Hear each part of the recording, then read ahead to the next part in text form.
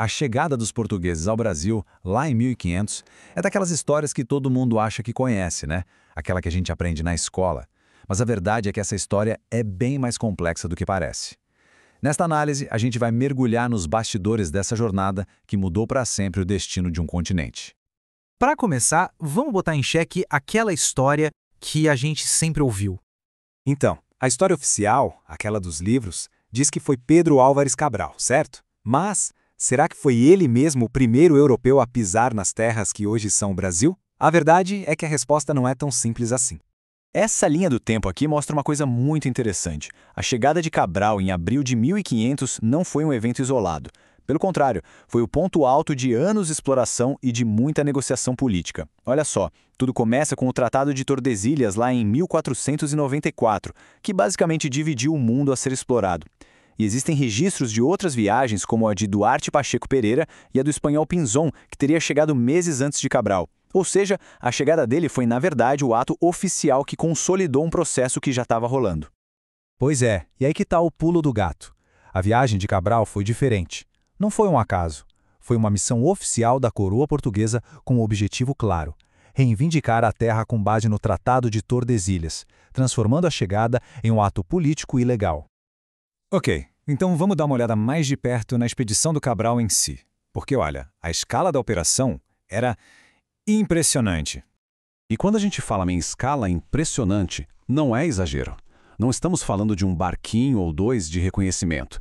A coroa portuguesa mandou uma frota gigantesca de 15 embarcações.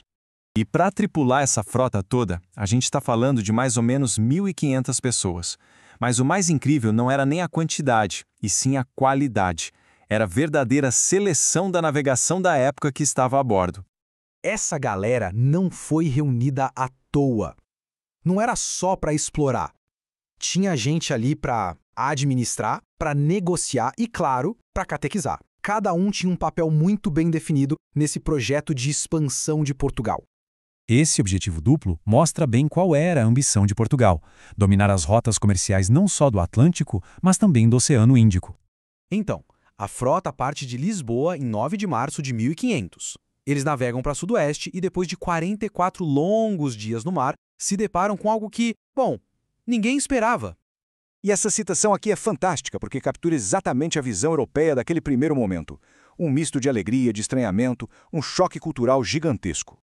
A primeira coisa que os portugueses notaram foi um lugar bom para ancorar, um porto muito seguro, que o Cabral, bem criativo, batizou com esse nome mesmo. Só que para quem já morava ali, o povo tupiniquim, aquela terra tinha outro nome: Pindorama, a terra das palmeiras. E essa outra citação aqui mostra bem a barreira que existia. A comunicação, no começo, era simplesmente impossível. Era uma algaravia, um som incompreensível para eles.